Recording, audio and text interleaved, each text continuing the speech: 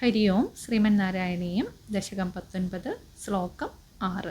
കൃപാബലേനൈവ പുരപ്രചേതസാം പ്രകാശമാഗാപദഗേന്ദ്രവാഹനഃ വിരാജിചക്രാദിവരായുധാംശുഭിർഭുജാഭിരഷ്ടാഭിരുദഞ്ജിതദ്യുതിഃ. സർവത്ര ഗോവിന്ദനാമസങ്കീർത്തനം. ഗോവിന്ദ ഗോവിന്ദ.